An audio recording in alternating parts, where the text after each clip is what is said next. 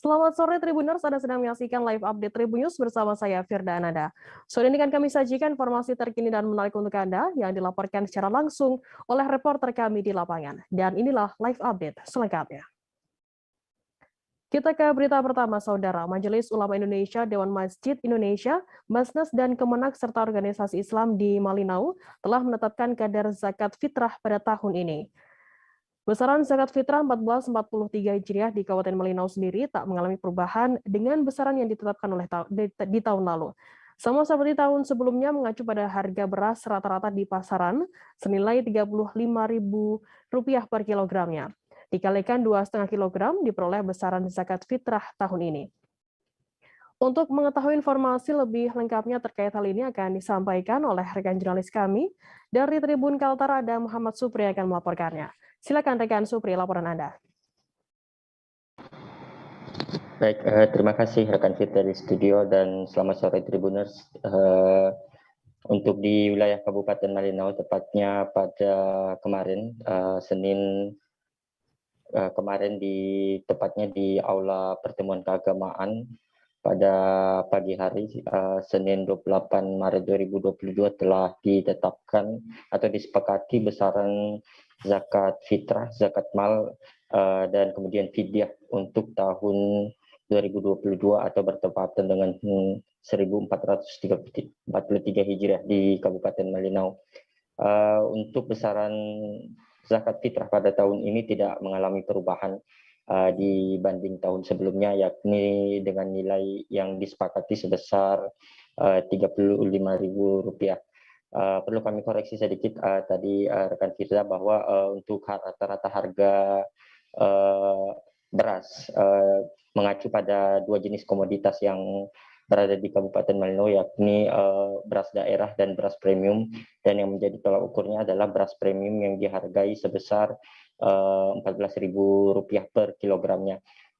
Untuk kisaran harga besaran nilai zakat yang disepakati sebesar Rp35.000 diperoleh sama seperti dengan metode perhitungan pada tahun-tahun sebelumnya, yakni Rp14.000 atau 1 kilo beras dikali dengan 2,5 kg sehingga diperoleh besaran zakat fitrah sebesar Rp35.000 di Kabupaten Malinau. Sementara itu berdasarkan kesepakatan kemarin, untuk fidyah mengalami penurunan yang cukup drastis. Dari semula tahun lalu ditetapkan sebesar Rp68.000 turun menjadi Rp17.000. Pantauan kami kemarin berdasarkan hasil rapat Kementerian Agama, MUI, Dewan Masjid Indonesia, dan sejumlah takmir masjid, pengurus masjid, dan kemudian organisasi kemasyarakatan dan organisasi Islam di Kabupaten Malinau, yang menjadi tolak ukur kenapa tingginya angka atau menurun drastisnya angka fidyah dikarenakan menyesuaikan dengan kebutuhan masyarakat saat ini, utamanya karena kondisi pandemi COVID-19. Untuk fidyah disepakati besarannya Rp17.000 per kilogram. Nah, untuk metode pembayaran, kebetulan kemarin kami juga sempat mewawancara dari Majelis Ulama Indonesia, dalam hal ini Ketua MUI Malinau, yakni Dr. Andes Edi Marwan, mengatakan bahwa zakat fitrah merupakan kewajiban bagi seluruh umat muslim yang mampu, sebagai wujud dari kewajiban masyarakat muslim khususnya di wilayah Kabupaten Malinau untuk menunaikan zakat fitrah sekali setahun dalam rangka menyambut bulan suci Ramadan 2022 di Kabupaten Malinau. Selain itu, Ketua MUI Malinau juga berpesan agar selama Ramadan 2022 di Kabupaten Malinau untuk menjaga ukhuwah Islamiyah dan mempererat tali silaturahmi melalui sejumlah kegiatan rutin yang biasanya menjadi perekat masyarakat di wilayah Kabupaten Malinau, diantaranya buka puasa bersama dan sejumlah tradisi masyarakat di wilayah Kabupaten Malinau seperti berbagi takjil jelang berbuka puasa dibudayakan secara masif di wilayah Kabupaten Malinau, bersamaan dengan menurunnya angka kasus aktif COVID-19 di Kabupaten Malinau yang saat ini telah menurun jadi 2 digit. Demikian rekan kita. Ya, baik. Terima kasih rekan dari Tribun Kaltara, Muhammad Supriyo atas laporan Anda. Selamat bertugas kembali. Kita beralih ke informasi selanjutnya, Saudara. Komite Nasional Pemuda Indonesia atau KNPI Provinsi Papua menggelar rapat pimpinan paripurna daerah pemuda atau Rapimpurda yang diikuti ratusan simpatisan. Rapimpurda KNPI Provinsi Papua digelar di Sunny Hotel and Convention Apipura pada Selasa 29 Maret, sekira pukul 12 siang.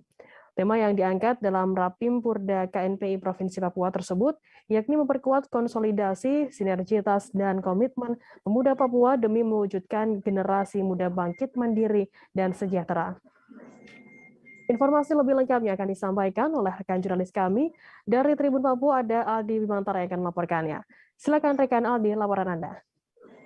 Ya, halo Firda dan juga Tribuners. Tepat sekali, Komite Nasional Pemuda Indonesia KNPI Provinsi Papua menggelar rapat pimpinan paripurna daerah pemuda atau Rapimpurda yang diikuti ratusan simpatisannya.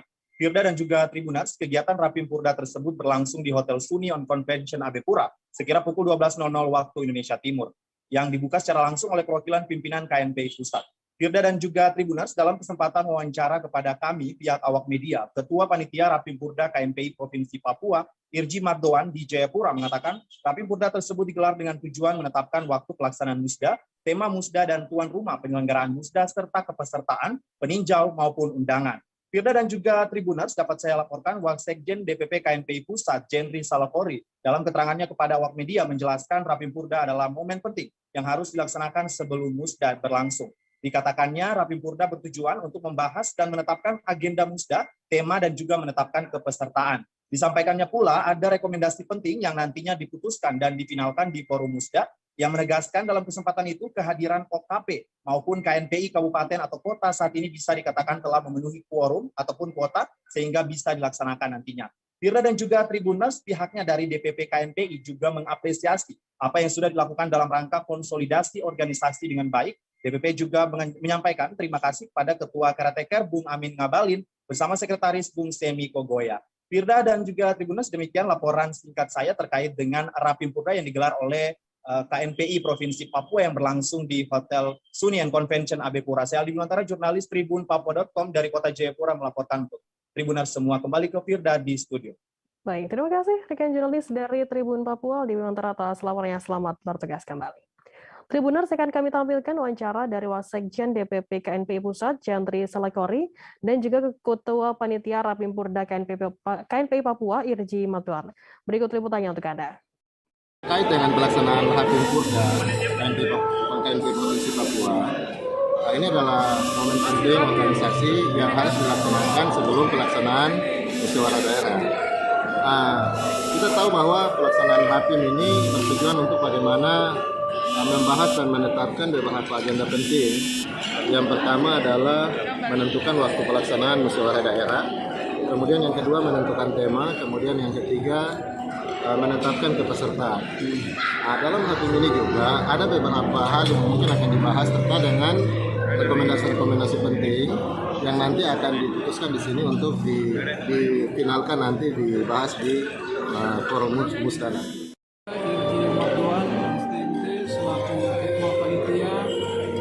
Pelaksana Rapimpurda, rapat pimpinan paripurna daerah DPD KNPI Provinsi Papua yang dilaksanakan hari ini tanggal 28 Maret 2022. Pelaksanaan ini 1 hari dan peserta yang hadir adalah DPD KNPI Kabupaten Kota yang berjumlah 15 dan OKP tingkat provinsi sebagai peserta itu berjumlah 75 peserta. Adapun selain undangan juga yang kita hadirkan dalam Rapimpurda hari ini adalah BEM Universitas Papua. Kemudian kita lihat bersama pelaksanaan waktu dan tempat musda musyawarah daerah KNPI Provinsi Papua. Kemudian tema daripada musda KNPI Provinsi Papua. Kecelakaan lalu lintas terjadi di Jalan Raya Geopark Ciletuh di Kampung Cikoreng, Desa dan Kecamatan Cimas, Kabupaten Sukabumi, Jawa Barat. Kanit Gakum Satlantas Polres Sukabumi Ibda M. Yanuar Fajar mengatakan, peristiwa tersebut terjadi sekira pukul 7 malam pada Minggu 27 Maret. Dua pemotor Matic Honda Vario bernomor polisi F4595OU dan pemotor motor bebek Honda Supra bernomor polisi F3965SI terlibat kecelakaan tersebut. Akibat dari peristiwa ini, seorang meninggal dunia di tempat dan juga 2 orang meninggal di rumah sakit dan juga ada lagi satu orang yang mengalami luka-luka. Informasi lebih lengkapnya akan disampaikan oleh rekan jurnalis kami dari Tribun Jabar, ada Muhammad Rizal Jalaluddin yang akan melaporkannya. Silakan rekan Rizal. Baik Firda dan juga Tribunan, dapat saya sampaikan bahwa terkait peristiwa kecelakaan yang terjadi di Jalan Raya Geopark Ciletu, tepatnya di Kampung Cikoreang, Desa Cimas, Kecamatan Cimas, Kabupaten Sukabumi, Jawa Barat, yang terjadi pada Minggu 27 Maret 2022 malam, itu menewaskan 3 orang pemotor, di mana peristiwa kecelakaan itu berawal dari satu unit sepeda motor Vario bernomor polisi F4595OU, itu mengalami oleng saat melewati tikungan di lokasi kejadian, dan bagian belakang motor tersebut mengenai bagian depan motor Supra bernomor polisi F3965SI. Informasi yang kami dapat bahwa korban kecelakaan yang terjadi pada Minggu malam itu merupakan keluarga, di mana terdapat seorang ayah dan anaknya yang menjadi korban jiwa, merupakan warga desa Kutasirna, Kecamatan Cisaat, Kabupaten Sukabumi, Jawa Barat. Informasi itu dibenarkan oleh Kepala Desa Kutasirna, Endang Setiawan. Dia membenarkan bahwa korban kecelakaan itu merupakan keluarga ataupun punya hubungan saudara, yakni ada seorang ayah dan juga anaknya yang menjadi korban kecelakaan. Dan informasi yang kami dapat dari unit Gakum Satlantas Polres Sukabumi, untuk identitas korban sendiri, korban yang meninggal di tempat ada bernama Yusuf Santosa. Sedangkan 2 meninggal itu di rumah sakit setelah dievakuasi oleh petugas yang ada di lapangan, dan 1 orang itu mengalami luka ringan. Dan kami juga mendapatkan wawancara bersama dengan Kanit Gakum bahwa memang ketika kecelakaan terjadi, itu kecelakaan yang pertama dialami oleh motor Honda Vario ketika mengalami oleng saat melewati tikungan tersebut, dan bagian belakangnya mengenai bagian depan motor Supra, sehingga kecelakaan tidak dapat terhindarkan, dan benturan keras pun yang menyebabkan korban meninggal dunia itu tidak dapat terhindarkan. Hasil wawancara bersama kami bahwa memang jalur Geopark itu terbilang ekstrim, itu disampaikan oleh pakar transportasi ITB Pak Sony Sulaksono saat kami konfirmasi. Beliau mengatakan bahwa jalur yang memiliki dengan tikungan tajam dan turunan yang cukup ekstrim itu menjadi salah satu faktor kecelakaan yang terjadi. Terlebih kondisi pengendara yang tidak lihai ataupun tidak menguasai medan itu akan menjadi sangat berbahaya. Dan tentunya ketika melihat kondisi korban meninggal dunia, beliau mengatakan itu bisa saja terjadi karena akibat benturan keras, karena faktor dari safety yang korban lakukan, mulai dari helm yang tidak aman ataupun kurang keluar dari standar. Demikian Tirda dan juga Tribuners.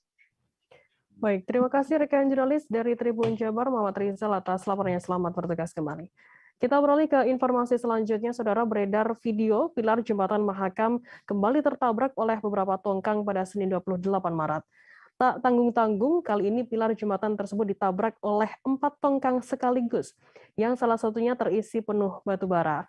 Dari informasi yang dihimpun, 4 tongkang tersebut bernama GT19, Dolphin 11, Dolphin 15, dan Dolphin 18.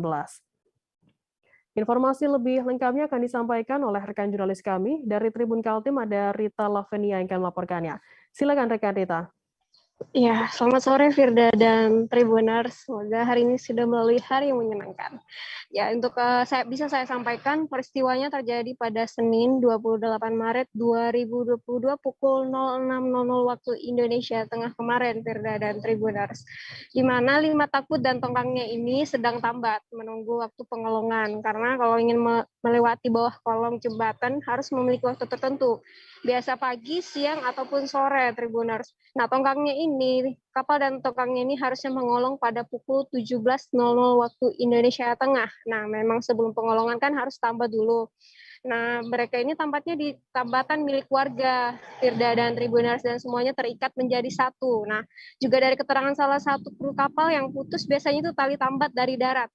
Nah, apalagi waktu itu kan arus sedang deras-derasnya karena banjir dari hulu Sungai Mahakam. Nah, karena satu ikatan, satu hanyut, jadi semuanya terikut. Jadi, keterangan Kasat Polresta Samarinda, Kompol Iwan Pamuji, dari hasil pemeriksaan awal dipastikan ada 2 tongkang yang sempat menabrak pilar keempat jembatan Mahakam tersebut, Firda dan Tribuners. Nah, Kasih Keselamatan Berlayar, Penjagaan dan Patroli KSOP Samarinda juga mengatakan, Kapten Slamet Isyadi menjelaskan, untuk saat ini pihaknya tengah melakukan pemeriksaan terhadap awak kapal dan warga yang melihat kejadian tersebut. Mereka juga tengah menyelidiki tongkang mana nih yang pertama menyenggol pilar jembatan tersebut.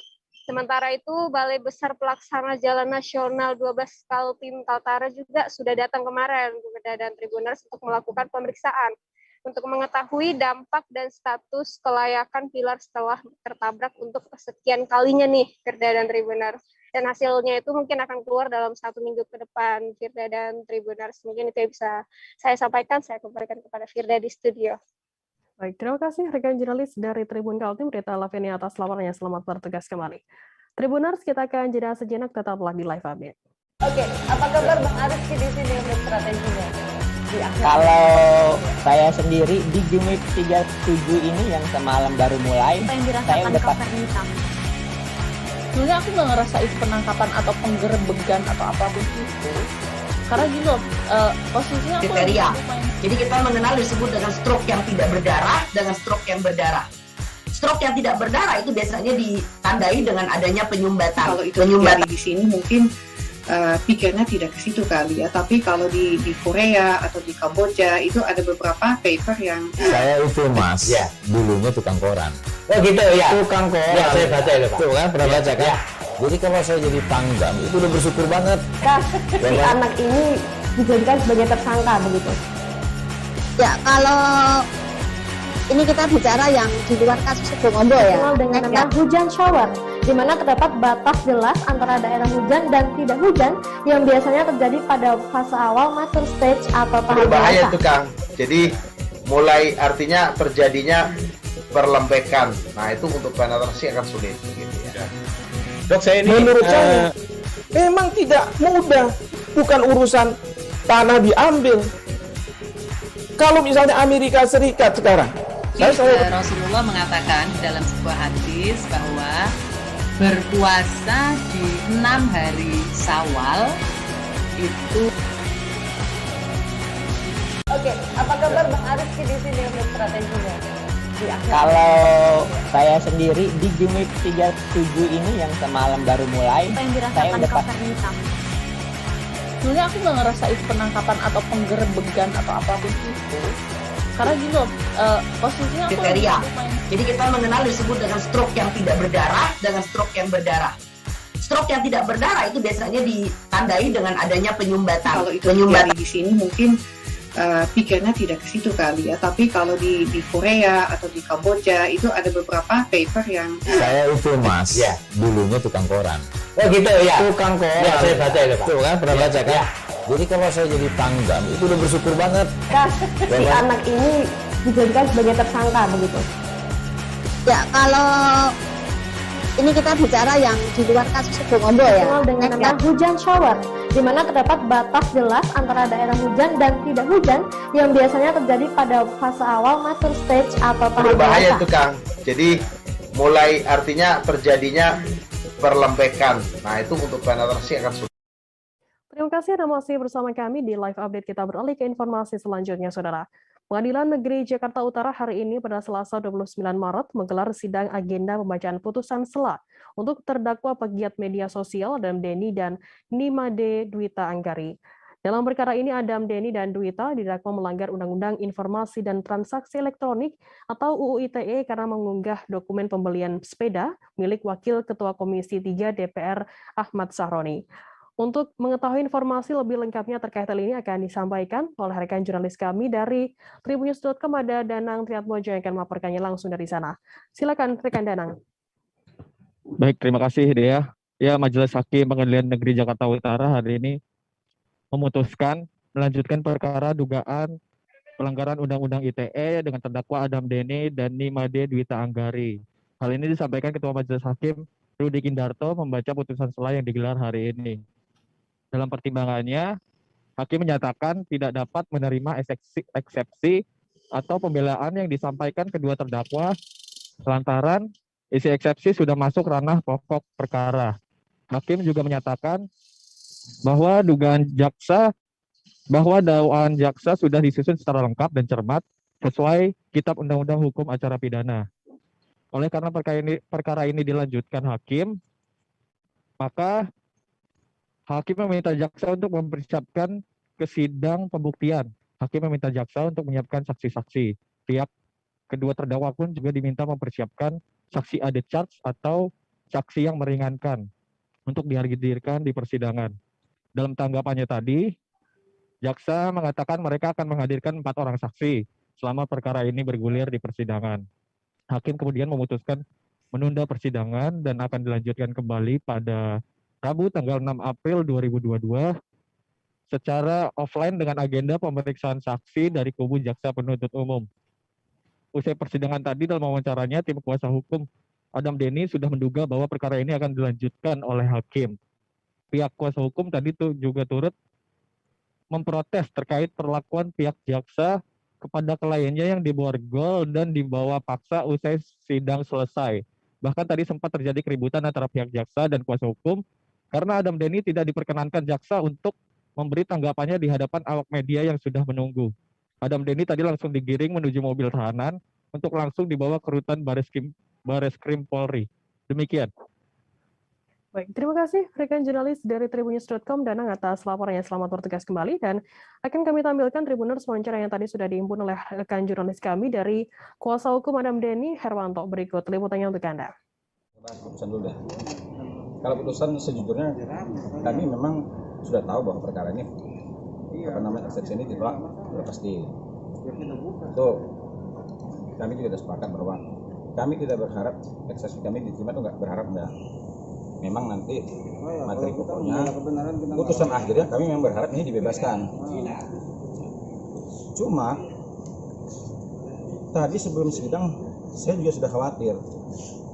Tiba-tiba ada orang pakai seragam, saya pakai preman, bisik sama saya, "Bang, mohon maaf ya Bang ya, nanti habis sidang Adam langsung kita bawa," dengan alasan keselamatan. Didungu apa? Dia digaji untuk mengawal, mengamankan terdakwa. Kalau dia takut mengawal seseorang hanya karena keselamatan, saran saya jangan jadi jaksa, jadi guru TK. SR pelaku curanmor yang ditangkap di Polsek Cilincing memanfaatkan anak perempuannya saat menggasak Honda Scoopy di Jalan Pedongkelan Raya, Cilincing, Jakarta Utara pekan lalu. SR menggendong sang buah hati sambil berjalan mendekati motor incarannya. Anak yang tak berdosa itu dimanfaatkan SR supaya niat jahatnya mencuri motor tak dicurigai oleh warga setempat. SR sendiri ditangkap pada Minggu 27 Maret saat mencoba kabur ke daerah Tambun, Bekasi. Informasi terkait hal ini akan disampaikan oleh rekan jurnalis kami dari Tribun Jakarta. Ada Gerald Leonardo yang akan melaporkannya. Silakan rekan Gerald. Ya, terima kasih Firda dan juga Tribuners dimanapun Anda berada. Dapat saya laporkan bahwa memang pada pekan lalu telah terjadi pencurian sepeda motor, tepatnya di Jalan Pedongkelan Raya, Kecamatan Cilincing, Jakarta Utara, di mana dalam prosesnya pelaku yang berinisial SR melakukan pencurian dengan membawa atau menggendong anak kandungnya atau putrinya sendiri yang masih berusia di bawah 5 tahun atau sekitar 3 tahun dalam menjalankan aksi pencurian motor ini.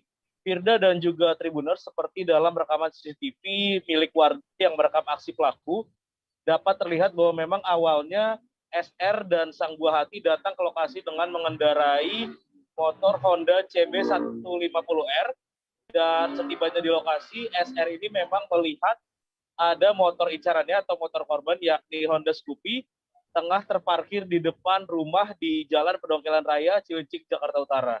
Ketika itu Firda dan juga Tribuners, SR melihat bahwa kunci motor daripada Honda Scoopy ini masih menggantung, sehingga SR langsung memarkirkan motornya di dekat daripada motor incarannya. Dan untuk mengelabui warga supaya tidak dicurigai, SR atau pelaku ini menjalankan aksinya mencuri motor Honda Scoopy dengan menggendong anak perempuannya sendiri yang masih berusia 3 tahun. Dari aksinya itu memang SR sudah sempat membawa kabur motor Honda Scoopy milik korban, dan tak lama setelahnya atau masih di hari yang sama, SR kembali datang ke lokasi untuk mengambil motornya yang tadi sempat terparkir di depan atau di pinggir jalan dekat motor yang sudah dicurinya. Adapun motor yang dipakai SR untuk datang ke lokasi pencurian ini ternyata memang bukan motornya sendiri, alias motor yang ia pinjam dari tetangganya yang memang dia pakai untuk melakukan aksi pencurian motor ini. Adapun atas perbuatannya SR dijerat pasal 362 KUHP tentang pencurian, dan SR terancam hukuman 5 tahun penjara setelah dirinya ditangkap oleh aparat Polsek Cilincing dan saat ini sudah diproses oleh pihak kepolisian. Firda. Baik, terima kasih rekan jurnalis dari Tribun Jakarta, Gerard, atas laporannya. Selamat bertugas kembali. Kita beralih ke informasi selanjutnya, Saudara. Kasus suami membunuh istri terjadi di Desa Air Apo, Kecamatan Binduriang, Kabupaten Rejang Lebong, Bengkulu pada Sabtu 26 Maret. AF alias TO 30 tahun tega menghabisi nyawa Nova Anjarsari alias Vini 27 tahun menggunakan senjata tajam. Bahtera rumah tangga yang dibina AF tiba-tiba retak setelah dirinya membelikan Vini sebuah handphone. Padahal sebelumnya hubungan pasangan suami istri ini tersebut berlangsung harmonis. Informasi lebih lengkapnya akan disampaikan oleh rekan jurnalis kami dari Tribun Bengkulu, ada Panji Desatama yang akan melaporkannya. Silakan rekan Panji.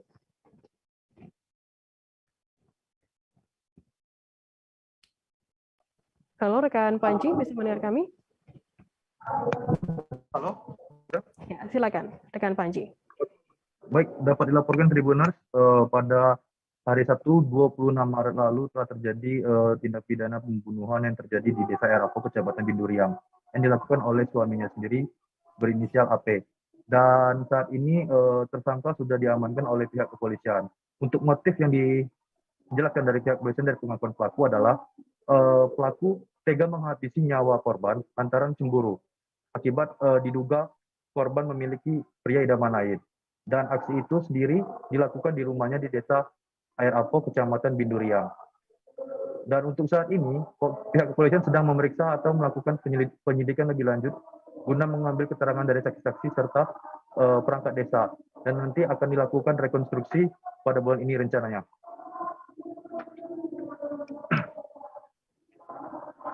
Baik, terima kasih rekan jurnalis dari Tribun Bengkulu, Panji, atas laporannya. Selamat bertugas kembali. Dan Tribuners, tadi jurnalis kami juga sudah menghimpun keterangan dari Kapolres Rejang Lebong AKBP Tony Kurniawan. Berikut liputannya untuk Anda. Ini dalam pelaku, motif pelaku menghabisi nyawa istrinya berawal di hari Jumat. Hari Jumat itu sekitar jam 19.30. Korban sudah memberisi barang-barangnya di rumahnya. Jadi didapatin sama pelaku, kenapa? Ada apa? Mau kemana? Mau ke rumah orang tuanya. Itu pas di hari Sabtu, di hari Jumat. Jadi pas di hari Sabtunya, sekira jam 8, korban baru kembali lagi. Ternyata si korban ini dengan membawa selembar kertas dan pena untuk meminta cerai terhadap pelaku dan suaminya. Jadi dia meminta talak untuk agar suaminya memberikan talak kepada istrinya untuk bercerai. Terus didesak oleh suaminya, kenapa kok mau cerai sama suaminya, seperti itu. Jadi dijawab sama istrinya, ini waktu itu posisi sedang duduk, dua-duanya duduk di TKP di dalam rumah. Jadi dijawab sama istrinya kalau dia sudah ada laki-laki lain atau simpanan dan dia akan menikah dengan orang tersebut dan dia sudah tidak cinta lagi. Nah, dengan kata-kata tersebut baru emosi dari tersangka ini memuncak sehingga dia pergi ke dapur mengambil sebilah parang dan langsung membacoki korban dengan membabi buta. Seperti itu.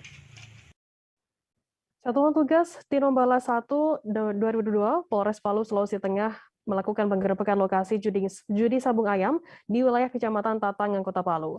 Itu merupakan kegiatan operasi pekat untuk pemeliharaan keamanan dan ketertiban masyarakat jelang bulan suci Ramadan dan Idul Fitri.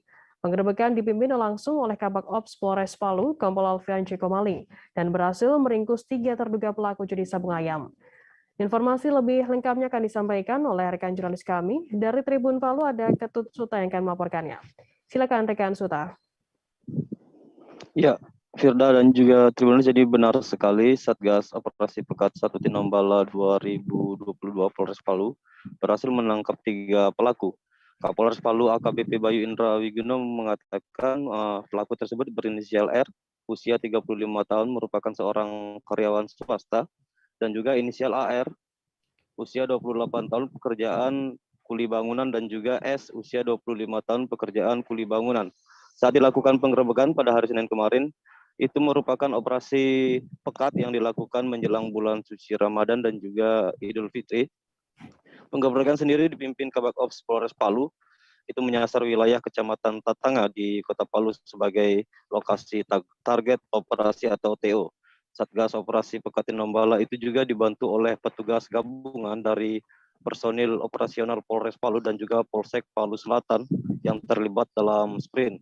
Saat menuju ke lokasi penggerebekan di wilayah Tatanga, selain tidak terduga pelaku, tadi petugas juga berhasil menyita sejumlah barang bukti di TKP, antaranya ada 21 ekor ayam, kemudian 5 kurungan ayam, dan 1 ring arena sabung ayam di lokasi tersebut. Setelah berhasil disita, para pelaku dan barang bukti kemudian dibawa ke Mako Polres Palu untuk dilakukan pemeriksaan lebih lanjut. Adapun perlu diketahui, operasi tersebut dilakukan selama 14 hari terhitung sejak 21 Maret 2022 sampai dengan 3 April 2022 dengan menyasar pelaku jambret atau pencurian dengan kekerasan, yaitu termasuk juga minuman keras, narkoba, prostitusi, sabung ayam, dan kejahatan lainnya. Baik, terima kasih rekan jurnalis dari Tribun Palu, Ketut Suta atas laporannya. Selamat bertugas kembali. Kita beralih ke Maluku, saudara. Sebuah truk kontainer tersangkut di batang pohon, tepat di depan Pengadilan Negeri Ambon pada Senin 28 Maret. Batang pohon tersebut tersangkut di bagian atas truk kontainer yang tengah bergerak menuju Pelabuhan Yosudarso. Ada 2 truk kontainer yang hendak lewat di traffic light tersebut dan beruntung hanya 1 yang tersangkut oleh batang pohon. Informasi lebih lengkapnya terkait hal ini akan disampaikan oleh rekan jurnalis kami. Dari Tribun Ambon ada Tanita Patiasin yang akan melaporkannya. Silakan rekan Tanita. Baik, rekan Firda dan Tribuners, pada hari Senin kemarin 28 Maret 2022 tepat di depan Pengadilan Negeri Ambon, sebuah truk kontainer nyangkut di batang pohon di depan Pengadilan Negeri Ambon. Nah, kejadian ini bermula dari 2 truk kontainer yang memang sedang menuju ke Pelabuhan Yosudarso, Kota Ambon. Dan saat itu memang kondisi jalan agak sedikit padat dan batang pohon itu memang sedikit miring dan kondisi truk itu kan agak tinggi. Jadi memang saat lewat dengan jalanan yang agak padat, jadi dia agak sedikit ke kiri dan akhirnya bagian belakang atas kontainer itu nyangkut di batang pohon depan Pengadilan Negeri Ambon. Dan saat nyangkut itu truk kontainer yang lainnya akhirnya beralih arah dan meninggalkan truk kontainer yang masih nyangkut. Memang untuk truk kontainer ini tidak lama ya untuk dia bisa lepas dari batang pohon itu, karena memang saat dia nyangkut ada pos polisi Polsek Sirimau yang memang tak jauh dari Pengadilan Negeri Ambon. Akhirnya polisi membantu untuk jalannya lalu lintas sekaligus untuk truk kontainernya bisa lepas dari batang pohon itu. Dan memang saat kami mewawancarai Kepala Dinas Perhubungan Kota Ambon, truk kontainer ini harusnya tidak beroperasi pada siang hari sesuai dengan peraturan Wali Kota Ambon nomor 51 tahun 2018. Truk kontainer itu hanya bisa beroperasi pada pukul 10 malam hingga jam 6 pagi karena kondisi jalan di Kota Ambon tidak memungkinkan untuk truk kontainer bisa lewat bebas di siang hari. Dan untuk siang hari itu hanya khusus untuk truk kontainer yang mengangkut ekspor seperti ikan mentah, bahan mentah, terus kerangka pembangunan instalasi yang memang butuh cepat gitu. Nah, kejadian ini menambah deretan panjang kejadian lainnya pengusaha truk kontainer yang tidak taat jam operasional.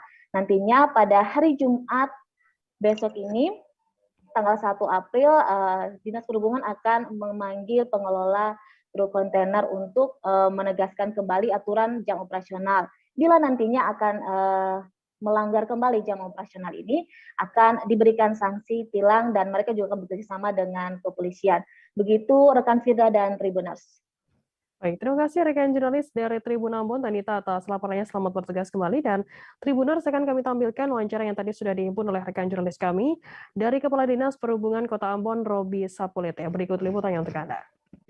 Sesuai dengan Peraturan Wali Kota nomor 51 tahun 2018 itu bahwa jam operasi kontainer itu dari jam 22.00 sampai dengan jam 6.00. Ya, itu jam operasi.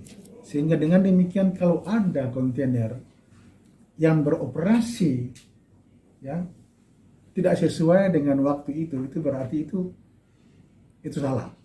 Nah, kasus yang terjadi yang baru disampaikan barusan ini adalah apalagi jam seperti sekarang mereka beroperasi siang hari. Nah, sebenarnya begini, sebenarnya kontainer itu dia bisa beroperasi bebas. Cuma karena kita mempertimbangkan kondisi kapasitas jalan yang ada di Ambon, sehingga muncul peraturan wali kota ini. Karena kalau kontainer itu dia beroperasi di siang hari, itu pasti akan terjadi kemacetan di mana-mana. Oleh karena itu jam operasinya mereka itu kita atur. Jam 22 sampai dengan jam 06 pagi. Sejauh pantauan kami memang staf kami itu ada di lapangan, tapi mereka beroperasi sekarang kan per jam makan siang. Itu mereka lolos. Nah, tapi kami akan mengecek itu kontainer siapa, pemiliknya siapa, ekspedisinya siapa yang mengoperasikan kontainer pada jam saat ini. Rencana kami akan panggil kembali para pengusaha, ekspedisi pengusaha kontainer itu untuk kita bertemu hari Jumat ini, ya tanggal 1. Untuk kita akan mempertegas lagi bahwa jam operasi mereka itu tidak bisa di luar jam berdasarkan peraturan wali kota nomor 51 tahun 2018. Kita beralih ke Sultra, Saudara. Menjelang bulan suci Ramadan tahun ini, harga beberapa kebutuhan pokok di Kota Kendari mulai merangkak naik. Diketahui kenaikan harga kebutuhan pokok sudah terjadi sejak seminggu ini karena ketersediaan atau stoknya juga kian menipis menjelang Ramadan. Salah satunya di pasar tradisional di Kota Kendari, Sulawesi Tenggara yang menjadi pantauan harga kebutuhan pokok, yakni Pasar Sentral Kota Lama, Pasar Mandonga, dan Pasar Anduonoho. Untuk mengetahui informasi lebih detailnya terkait hal ini akan disampaikan oleh rekan jurnalis kami dari Tribun News Sultra, ada Ridwan Kadir yang akan melaporkannya. Silakan rekan Ridwan. Ya, terima kasih rekan Firda. Dapat saya sampaikan bahwa menjelang bulan suci Ramadan 2022 pada tahun ini, sejumlah kebutuhan pokok di Kota Kendari, Sulawesi Tenggara mulai merangkak naik. Kenaikan kebutuhan pokok tersebut sudah terjadi sejak seminggu ini, khususnya di Kota Kendari. Penyebab naiknya kebutuhan pokok selain menjelang bulan suci Ramadan, yakni ketersediaan atau stoknya juga kian menipis. Kenaikan tersebut terjadi salah seorang pedagang di pasar kota, yakni Wanida, mengatakan kenaikan atas barang kebutuhan pokok tersebut terjadi sekira 1 atau 2 minggu belakangan ini. Kenaikan itu misalnya seperti bawang merah dari harga 35.000 menjadi 40.000, kemudian bawang putih dari 30.000 naik menjadi 35.000, kemudian kebutuhan pokok lainnya yaitu cabai rawit dari 40.000 naik menjadi 50.000, lalu cabai keriting dari 35.000 menjadi 45.000. Kemudian ada di tempat lain, yakni salah satunya pedagang di Pasar Anduonoho, yakni Rina, mengatakan hal yang sama. Seperti misalnya gula merah dari harga 18.000 menjadi 20.000, terigu dari 11.000 menjadi 14.000. Kemudian gula pasir dari 15.000 naik menjadi naik 1.000. Kemudian telur ayam juga naik dari 35.000 menjadi 40.000. Kemudian bawang merah juga mengalami kenaikan, yaitu dari harga 35.000 naik menjadi 40.000. Kemudian cabai rawit dari 40.000 menjadi 60.000. Kemudian cabai keriting dari harga 35.000 menjadi 60.000. Kemudian di tempat yang berbeda, yaitu di Pasar Korem, salah satu pedagang yaitu Putra mengatakan harga daging ayam pun turut berdampak saat menjelang bulan puasa kali ini. Katanya tiap tahunnya itu naik saat menjelang bulan puasa, dan seminggu sebelum Lebaran Idul Fitri naiknya paling hanya 2.000 saja dari harga sebelumnya. Lebih lanjut katanya, saat ini daging ayam dibanderol dengan harga 26.000, dan nanti dalam waktu dekat 1 atau 2 hari ke depan akan naik sekira 28.000. Putra juga mengatakan pada hari biasanya dirinya hanya menyediakan 1.500 hingga 200 ekor ayam per hari. Namun dalam waktu dekat ia akan menambah menjadi 1.000 ekor ayam. Kembali ke rekan Firda. Baik, terima kasih rekan jurnalis dari Tribun News Ultra, Ridwan, atas laporannya. Selamat bertugas kembali. Kita beralih ke Lampung. Saudara, menjelang Ramadan, masyarakat Bandar Lampung melakukan ziarah ke makam keluarga yang lebih dahulu meninggal dunia. Ziarah ke makam keluarga ini sudah menjadi hal yang lumrah dilakukan oleh warga Bandar Lampung, dengan mengirimkan doa kepada keluarga yang lebih mendahului agar arwah bisa tenang di alam barzakh. Untuk mengetahui informasi terkait hal ini akan disampaikan oleh rekan jurnalis kami dari Tribun Lampung, ada Bayu Saputra akan melaporkannya. Silakan rekan Bayu, laporan Anda. Oke, selamat sore rekan Firda dan Tribuners dimanapun. Perlu saya sampaikan bahwasannya umat Muslim atau umat Islam pada kesempatan ini mereka 1 minggu sebelum pelaksanaan ibadah suci bulan Ramadan, khususnya di Kota Bandar Lampung, masyarakat di sini berziarah ke makam leluhur atau makam orang tua atau keluarga terdekat yang sudah lebih mendahului mereka. Nah, pada tahun ini ziarah tersebut yang disampaikan oleh Hadi memang berbeda karena bagaimanapun tetap menggunakan protokol kesehatan untuk berpergian seperti itu. Nah, kemudian pada kesempatan tersebut juga Hadi ditemui di TPU Pidada Panjang Bandar Lampung, bahwasannya dia sudah setiap tahunnya berkunjung ke makam leluhur atau makam orang tuanya untuk melakukan ziarah dengan harapan bagi umat Muslim pada tahun ini bisa mendapatkan berkah untuk pelaksanaan ibadah bulan suci Ramadan. Dan seperti itu rekan Firda dan Tribuners. Baik, terima kasih rekan jurnalis dari Tribun Lampung, Bayu Saputra, atas laporannya. Selamat bertugas kembali. Tribuners, selesai jeda kami akan kembali dengan informasi menarik lainnya. Tetaplah di Live Update. Oke, apa kabar Bang Ariski di sini untuk strateginya? Kalau saya sendiri di Jumip 37 ini yang semalam baru mulai, saya udah sebenarnya aku nggak ngerasa itu penangkapan atau penggerebegan atau apapun itu. Karena gini loh, posisinya aku jadi kita mengenal disebut dengan stroke yang tidak berdarah dengan stroke yang berdarah. Stroke yang tidak berdarah itu biasanya ditandai dengan adanya penyumbatan. Kalau itu terjadi di sini mungkin pikirnya tidak ke situ kali ya. Tapi kalau di Korea atau di Kamboja itu ada beberapa paper yang saya itu Mas, ya, dulunya tukang koran.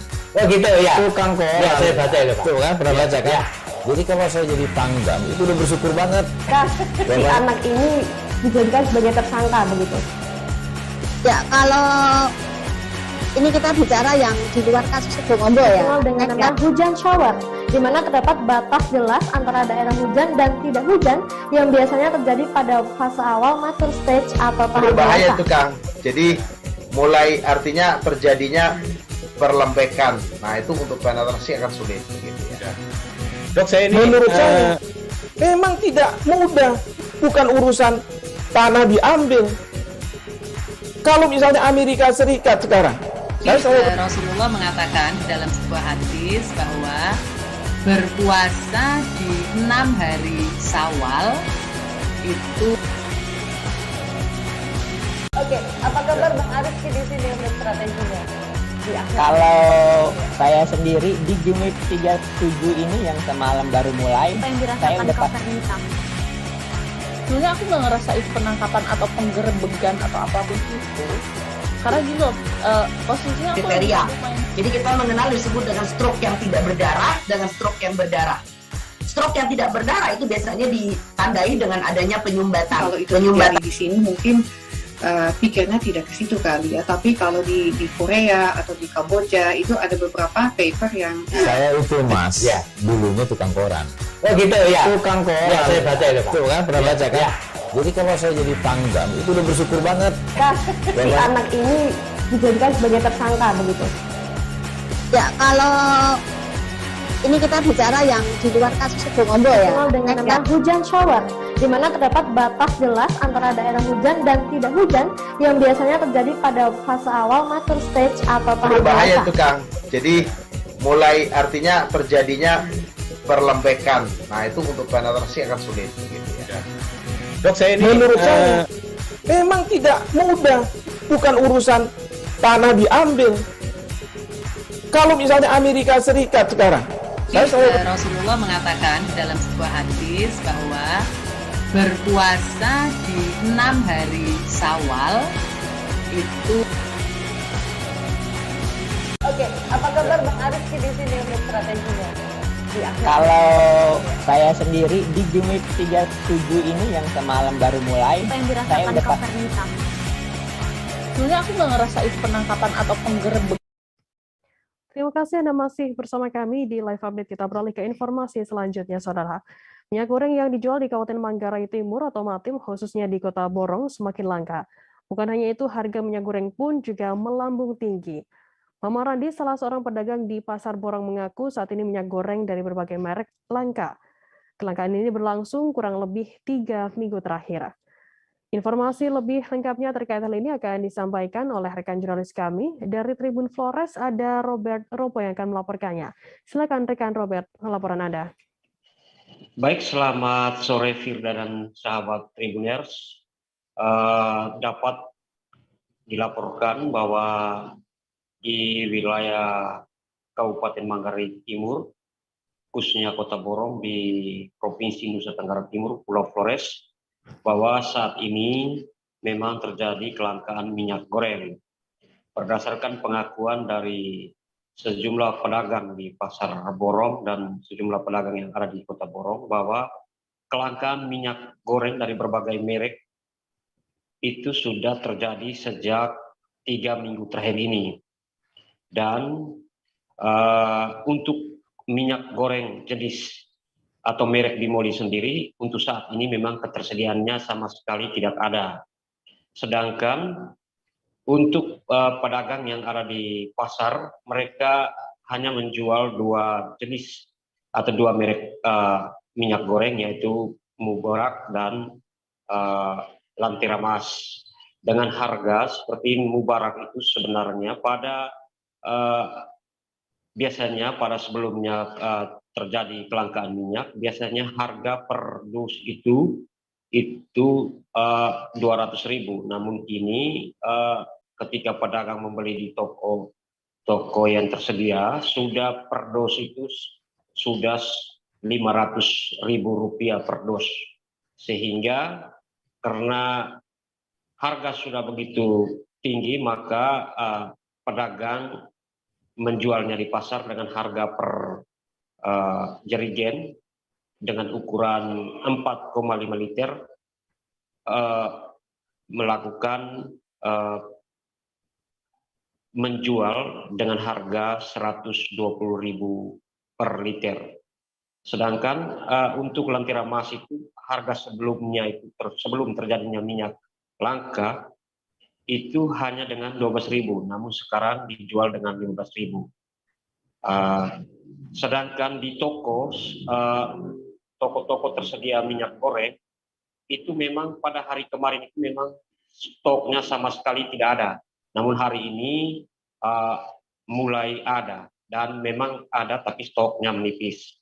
Karena itu baik pedagang di pasar maupun pemilik toko berharap kepada pemerintah untuk menurunkan harga normal kembali dan juga bila perlu minyak goreng itu kembali normal karena minyak goreng ini juga sangat dibutuhkan oleh masyarakat, terutama masyarakat kecil yang ada di kampung-kampung. Demikian, Firda. Baik, terima kasih rekan jurnalis dari Tribun Flores, Robert, atas laporannya. Selamat bertugas kembali. Kita akan, Tribuners akan kami tampilkan dari wawancara yang tadi sudah diimbun oleh rekan kami dari Mama Randi, pedagang Pasar Borong. Berikut liputannya untuk Anda. 3 bulan, 4 bulan ini minyak naik. Kira-kira minyak apa yang langka dan harganya Semua berapa? minyak. Semua minyak goreng. Semua minyak goreng. Ya, Bimoli ada. Bimoli sudah kosong. Hanya yang ada Mubarok saja. Apa harapannya kepada pemerintah? Harapan saya itu kasih turun cepat minyak goreng. Iya. Kasihan masyarakat. Oh, iya. Tapi stok-stok ada di toko tidak ada kan? Tidak ada. Kita dapat eceran di minimarket kemarin tuh hanya dapat berapa saja. Mereka jual 51, kita jual 60 di sini. Orang juga tidak kosong juga kemarin. Kalau tidak ada di toko, kita lari di minimarket juga kosong. Kita beralih ke informasi selanjutnya. Seorang kerabat Roy Lapon, 30 tahun, Dina Wanma, mengaku sebelumnya meninggal. Napi tersebut sempat mengaku sesak napas di dalam lapas kelas 2B Fakfak, Papua Barat pada Senin 27 Maret. Roy sempat berolahraga dengan teman-teman di dalam lapas Fakfak. Namun pada Senin 27 Maret, Roy dikabarkan telah meninggal dunia. Mohon maaf, lebih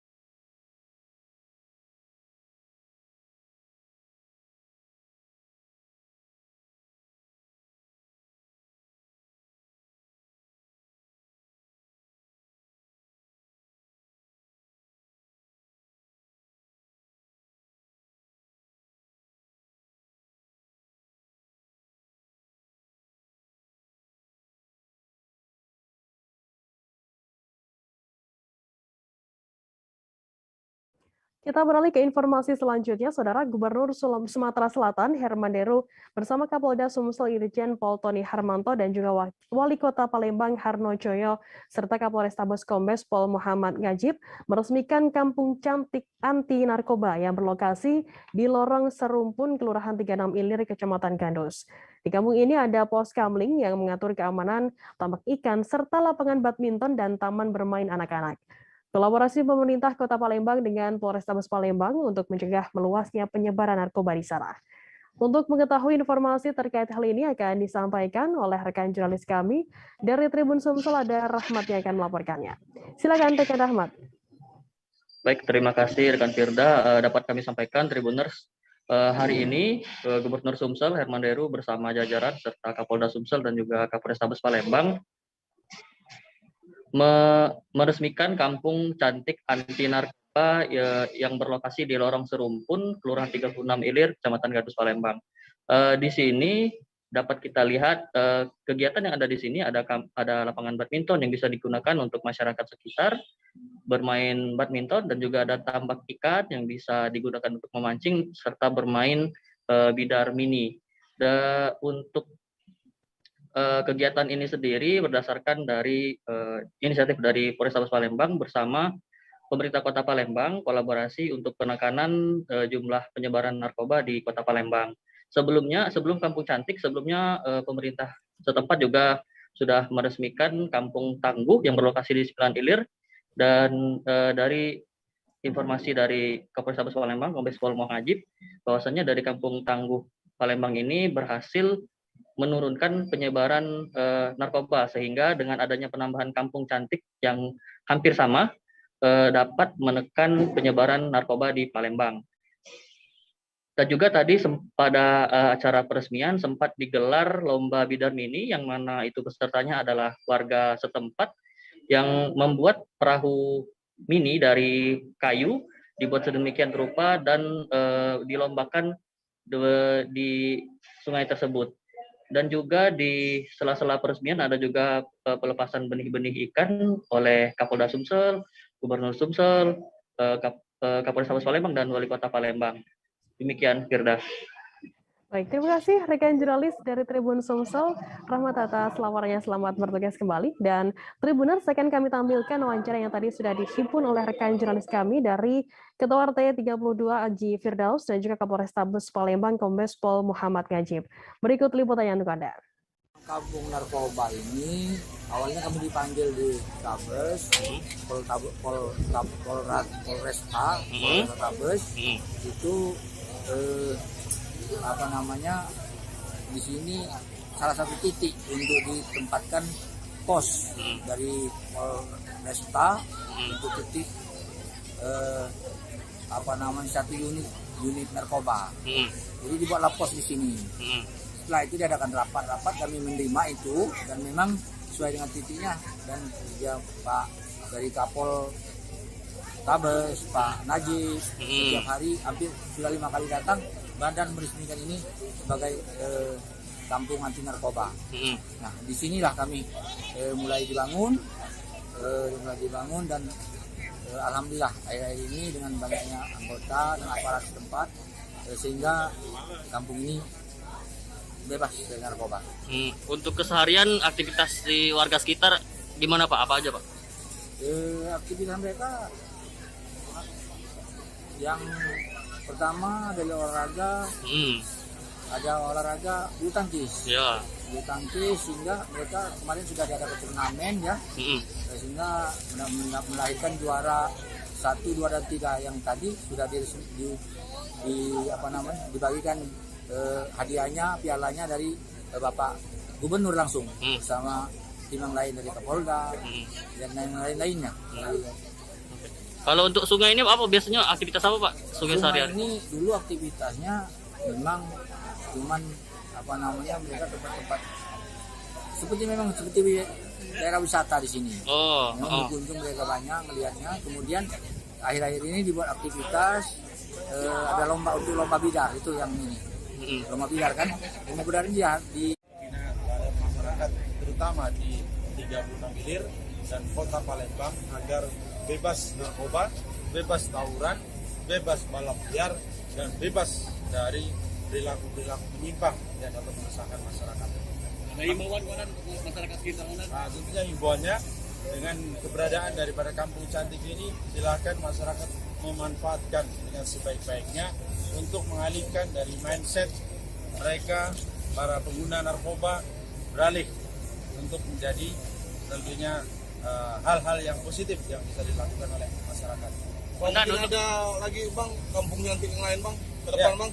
Tentunya nanti dengan kolaborasi, ya, dengan integrasi dengan seluruh instansi terkait, kita akan laksanakan, kita akan buat kampung-kampung yang lain sesuai dengan kondisi dan situasi di wilayah masing-masing. Mendan, terakhir Mendan, untuk pengawasannya gimana? Pengawasan dari kita? Proses pengawasannya tentunya nanti kita akan lakukan pemeliharaan, perawatan daripada kampung cantik ini bekerja sama dengan instansi terkait seluruhnya, TNI, kemudian pemerintah kota, dari dinas sosial, dinas pendidikan, dinas tenaga kerja, dan juga yang lain-lain.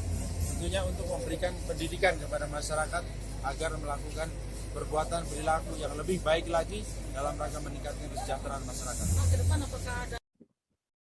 Kejaksaan Negeri Manokwari melaunching Kampung Restoratif Justice di Sorebo, Distrik Manokwari Barat, Kabupaten Manokwari, Papua Barat. Peluncuran kampung tersebut langsung dihadiri oleh Wakil Kepala Kejaksaan Tinggi Papua Barat, Witono. Witono mengatakan Kampung Restoratif Justice memberikan kesempatan kepada tokoh agama, masyarakat, dan adat dalam penyelesaian kasus. Informasi lebih lengkapnya akan disampaikan oleh rekan jurnalis kami dari Tribun Papua Barat, ada Safana Sarirarusun yang akan melaporkannya. Silakan rekan Safan, laporan Anda. Baik, terima kasih Firda dan juga Tribuners dimanapun Anda berada. Hari ini dapat saya kabarkan dari Kabupaten Manokwari, Provinsi Papua Barat, bahwa terkait dengan pembentukan Kampung Restoratif Justice yang hari ini dilaksanakan di Kampung Sorebo, Distrik Manokwari Barat, Kabupaten Manokwari, dihadiri langsung oleh Wakil Kepala Kejaksaan Tinggi Provinsi Papua Barat. Kampung ini nantinya akan memberdayakan sejumlah, selain para penegak hukum, akan juga dilibatkan sejumlah tokoh, yakni tokoh masyarakat dan juga tokoh adat serta tokoh agama untuk penyelesaian kasus, khususnya untuk masyarakat dengan ekonomi menengah ke bawah. Pasalnya di Kabupaten Manokwari dan juga sejumlah daerah di Papua Barat sendiri ada sejumlah masyarakat yang memang sangat kesulitan ketika misalkan terjerat perkara hukum, sehingga mereka membentuk Kampung Restoratif Justice ini untuk mendekatkan masyarakat dengan pelayanan penegakan hukum di daerah masing-masing. Dan hingga saat ini berdasarkan wawancara yang kami peroleh di lapangan, hingga saat ini Kejaksaan Negeri Manokwari sendiri telah menetapkan 2 kampung sebagai Kampung Restoratif Justice, salah satunya yaitu Kampung Sorebo di Distrik Manokwari Barat itu sendiri. Dan untuk wilayah Papua Barat sendiri hingga saat ini telah dibentuk Kampung Restoratif Justice di 3 kabupaten, salah satunya yaitu Kabupaten Manokwari, dan juga dua daerah lainnya yaitu Kaimana dan juga Kota Sorong. Berdasarkan wawancara yang kami peroleh dari keterangan yang dari Wakil Kepala Kejaksaan sendiri, beliau menyampaikan bahwa kedepannya untuk penyelesaian persoalan kasus pidana juga kasus lainnya di kampung-kampung, khususnya masyarakat ekonomi menengah ke bawah, tidak lagi ditempuh hingga ke pengadilan dan juga ke hakim. Hanya cukup nantinya ke depan hanya penyelesaiannya hanya sebatas dilaporkan ke kampung rumah restoratif justice yang ada di Kampung Sorebo dan juga sejumlah kampung yang telah didirikan Kampung Restoratif Justice, dan nantinya Kepala Kejaksaan akan berkoordinasi langsung kepada Kejaksaan Tinggi, dan Kejaksaan Tinggi akan menindaklanjuti ke Kejaksaan Agung begitu. Dan selain itu dapat saya kabarkan dari tanggapan dari Kepala Kampung sendiri terkait dengan pembentukan Kampung Restoratif Justice ini, mereka sangat berterima kasih karena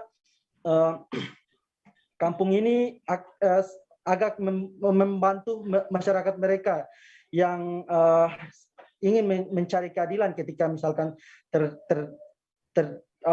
terkena jeratan pidana begitu, Firda. Baik, terima kasih rekan jurnalis dari Tribun Papua Barat, Safan Nasari atas laporannya. Selamat bertugas kembali. Dan tadi Tribuner, jurnalis kami juga sudah menghimpun keterangan dari pihak terkait dan berikut liputannya untuk Anda. Saya bersyukur sekali karena mungkin bisa hari ini kampung atau rumah ini saya lebih senang lagi. Saya supaya masalah pun kita bisa selesaikan dari kampung. Tidak perlu kita membawa keluar lagi. Masalah apa itu bisa selesaikan. Kampung ini saya sangat bersyukur sekali. Nah dari ini kita bisa masalah dalam kampung atau PNN dalam kampung atau masalah KDRT mungkin kita bisa selesaikan dalam kampung. Oh iya. Oke, berarti sebagai kepala kampung di Kampung Sorebo sendiri merasa bersyukur untuk ini. Mungkin setelah dilakukan peresmian oleh pihak kejaksaan, Abang sendiri sebagai kepala kampung, bagaimana harapan Abang terkait dengan keberlanjutan pasca peresmian ini mungkin? Ya kalau bagi saya mungkin kalau begini kan kita bisa lebih senang lagi, lebih mendukung lagi kemajuannya seperti itu. Dan kepala kampung kita mendukung. Oke, siap. Oke. Sama pidana yang mempunyai karakteristis yang ringan, latar belakangnya karena keterpaksaan, karena kemiskinan, kelaparan, itu layak untuk dibantu dengan RJ ini. RJ artinya dengan ada perdamaian, kerugiannya sedikit, tidak perlu disidangkan sampai ke pengadilan.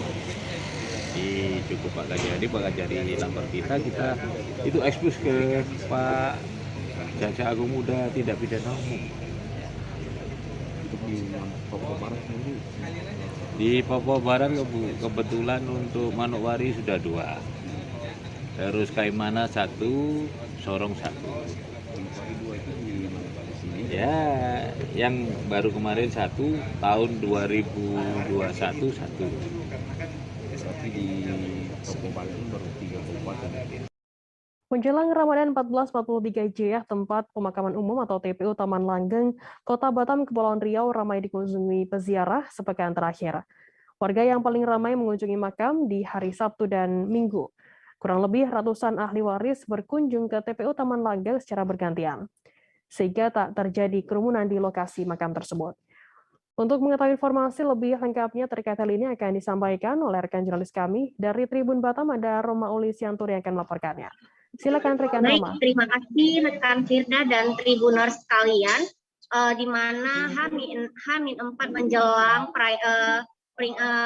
menjelang bulan suci Ramadan, masyarakat Kota Batam melakukan ziarah kubur seperti tahun-tahun sebelumnya juga ke Taman Pemakaman Umum Taman Langgeng, Sungai Panas, Kota Batam, Kepulauan Riau.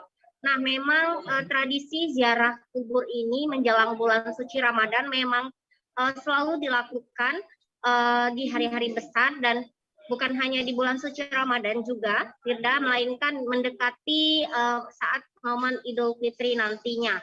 Namun jumlah kunjungan ke tempat pemakaman ini paling ramai sekitar di hari Sabtu maupun hari Minggu yang mencapai jumlahnya ratusan warga. Kendati demikian, protokol kesehatan di wilayah pemakaman Taman Langgeng Sungai Panas ini masih tetap terjaga, yakni tetap memakai masker, menjaga jarak, dan menggunakan hand sanitizer. Bahkan pengelola juga memberikan masker kepada pengunjung-pengunjung atau ahli waris yang melakukan ziarah kubur di Taman Langgeng Sungai Panas ini. Nah, tidak hanya itu rekan Firda dan Tribuners sekalian, pihak pengelola Taman Langgeng saat ini sedang melakukan pendataan makam secara ulang agar seluruh makam di Taman Langgeng Sungai Panas ini bisa terdata, di mana tergolong makam ini sudah cukup tua, berada sekitar di tahun 1970-an, dan ada 13.000 makam yang terdata di Taman Pemakaman Umum Taman Langgeng ini. Begitu rekan Firda. Baik, terima kasih rekan jurnalis dari Tribun Batam, Roma, atas laporannya. Selamat bertugas kembali. Dan Tribuners, akan kami tampilkan wawancara dari Ketua TPU Taman Langgeng Sungai Panas, Kota Batam, Kepulauan Riau, Haji Siswanto. Berikut liputannya untuk Anda. sangat banyak Bu. Sudah tiap hari mulai dari kemarin ratusan orang udah berziarah dari Jumat, Jumat, Sabtu, Minggu. Itu udah ratusan Bu tiap hari. Iya ya Pak. Paling ramainya nih hari apa Pak? Karena sore ini kita lihat masih hanya satu persatu. Kalau sore tadi menjelang jam 2 tuh masih ada rame-rame, masih rame. Karena hujan tadi kan. Jadi kalau paling rame hari Minggu sama hari Jumat. Hari Jumat sampai hari Minggu. Berarti saat momen weekend ya Pak? Momen weekend paling rame. Pak, apakah di saat itu protokol kesehatan masih tetap dilangsungkan Pak? Kami tetap menjalankan protokol kesehatan. Pada saat mereka menziarah kita sampaikan mereka umpama masker kita sediain, sanitizer juga kita sediain. Pada saat yang tidak punya tetap akan kita memberikan. Berarti pihak pengelola menyediakan masker. Tapi diimbau peziarah juga mesti menggunakan masker ya Pak ya? Tetap menggunakan masker. Tapi pada saat mereka takziah pada keluarga mungkin itu bisa pulang oleh beliau. Tapi intinya kami sudah menginstruksikan bahwa ziarah harus melaksanakan protokol kesehatan. Baik. Itu utama. Pak, berapa jumlah makam sih yang ada di sini Pak? Jumlah makam yang ada di sini ya lebih kurang mau dekat 13 ribuan lebih. Wah, banyak ya Pak ya? 13 ribuan lebih. Jadi dengan 13 ribuan lebih ini, jadi kami dari pengelola Taman Nasional Panas ini, kami mengadakan penataan ulang. Misalnya supaya makam ini lebih tertata ya Pak? Dengan baik. Ya tidak ada makam-makam yang terlantar ya Pak, harapannya. Kita mau dengan ada registrasi yang baru ini penataan. Kelangkaan bahan bakar minyak atau BBM jenis solar di wilayah Mamuju, Sulawesi Barat berdampak luas. Tak hanya menyebabkan terjadinya antrean panjang di setiap SPBU, namun juga berdampak ke nelayan. Nelayan di perkampungan Desa Sumare, Kecamatan Simboro, Mamuju mengaku susah melaut. Mereka susah mendapatkan solar sejak 1 bulan terakhir. Informasi lebih lengkapnya akan disampaikan oleh rekan jurnalis kami dari Tribun Sulbar, ada Fahrun Ramli yang akan melaporkannya. Silakan rekan Fahrun. Ya, Firda dan Tribuners dimanapun Anda berada, saya akan melaporkan mengenai kelangkaan BBM jenis solar di wilayah Kabupaten Mamuju, Sulawesi Barat ini, di mana kelangkaannya ini itu sangat berdampak sama para nelayan. Salah satu kampung nelayan di wilayah Mamuju yaitu di Desa Sumare, Kecamatan Simboro, sudah tidak melaut lagi selama 1 bulan lebih karena memang sudah sangat sulit mendapatkan solar. Antrean jerigen solar pun itu menumpuk di SPBUN atau SPBU nelayan di Desa Sumare untuk mengantri solar, sehingga para nelayan ini kadang tidak melaut karena kurang mampu mendapatkan solar. Di mana kondisi tersebut sudah berlangsung selama 1 bulan ini, dan setiap SPBU juga di Kabupaten Mamuju sendiri itu terjadi antrean truk panjang di setiap SPBU bahkan di dalam kota. Salah satu nelayan yang ditemui mengaku bahwa kondisi tersebut sudah berlangsung 1 bulan dan ia pun kesulitan untuk melaut. Sementara di Kota Mamuju sendiri di stok yang tersedia itu sebanyak 8 ton untuk SPBU BBM jenis solar. Namun karena saat ini merupakan bulan-bulan para musim nelayan atau musim ikan, sehingga permintaan akan solar di Kota Mamuju ini meningkat sampai 13 ton, sehingga ada ketidaksesuaian antara kebutuhan dan permintaan solar, dan terjadilah kelangkaan solar ini. Dampaknya itu sangat dirasakan para nelayan dan para pengemudi mobil truk. Seperti itu, Firda. Baik, terima kasih rekan jurnalis dari Tribun Sulbar atas laporannya. Selamat bertugas kembali. Tribuners, akan kami tampilkan wawancara dari seorang nelayan di Desa Sumare, Mamuju, Sulbar bernama Muksin. Berikut liputannya untuk Anda. Tapi gara-gara solar langka. Gara-gara solar langka, jadi makanya nggak ke laut. Nggak ke laut, Oh, sudah berapa lama seperti ini nih, Pak? Sudah lama, sudah 1 bulan lebih. 1 bulan lebih nih. Jadi terpaksa apa nih sekarang, Pak? Karena ya kan keluar kan nanti ada solar baru keluar lagi. Oh, kalau ada solar baru keluar lagi. Iya. Iya, betul. Yang kita pakai. Harapannya Pak sama pemerintah gimana?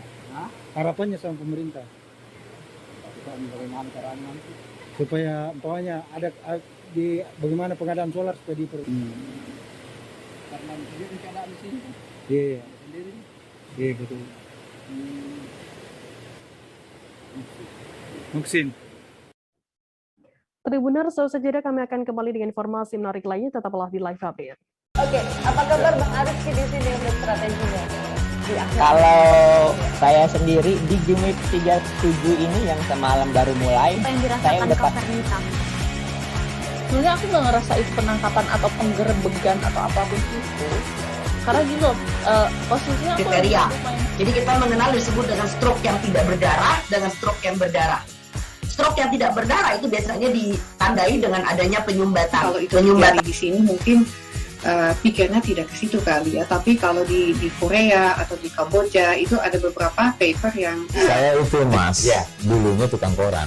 Oh gitu ya. Tukang koran. Ya, saya baca itu Pak. Tuh kan pernah baca kan? Jadi kalau saya jadi pangdam itu udah bersyukur banget. Si anak ini dijadikan sebagai tersangka begitu. Ya, kalau ini kita bicara yang di luar kasus Bongombo ya. Dikenal dengan nama hujan shower, di mana terdapat batas jelas antara daerah hujan dan tidak hujan yang biasanya terjadi pada fase awal mature stage atau tahap Berbahaya dewasa. itu Kang. Jadi mulai artinya terjadinya perlembekan. Nah itu untuk penetrasi akan sulit. Gitu ya. Dok, saya ini menurut saya memang tidak mudah, bukan urusan tanah diambil. Kalau misalnya Amerika Serikat sekarang, Rasulullah mengatakan di dalam sebuah hadis bahwa berpuasa di 6 hari Syawal itu. Oke, apa kabar Bang Arifki di sini untuk strateginya? Kalau saya sendiri di Jumip 37 ini yang semalam baru mulai, Apa yang saya dirasakan udah Kak Fernita? Sebenarnya aku nggak ngerasa itu penangkapan atau penggerebegan atau apapun itu. Karena gitu loh, Terima kasih Anda masih bersama kami di Live Update. Kita beralih ke informasi selanjutnya, Saudara. Seekor harimau Sumatera berusia 3 tahun yang diberi nama Lanustika dilepas liarkan di sebuah kawasan konservasi di Provinsi Riau. Pelepas liaran tersebut dilakukan oleh Balai Besar KSDA Riau bekerjasama dengan Yayasan Arsari Joyo Hadikusumo dan dihadiri oleh Kepala Balai KSDA Sumatera Barat pada Sabtu 26 Maret lalu. Upaya penangkapan Lanustika sendiri dilakukan oleh tim gabungan yang terdiri dari Balai Besar KSDA Riau, Yayasan Arsari. Kandang jebak disiapkan selama 8 hari sejak tanggal 31 Agustus hingga 8 September tahun lalu. Informasi lebih lengkapnya akan disampaikan oleh rekan jurnalis kami dari Tribun Pekanbaru, ada Rizky Armanda yang akan melaporkannya. Silakan rekan Rizky. Ya, baik. Terima kasih Firda.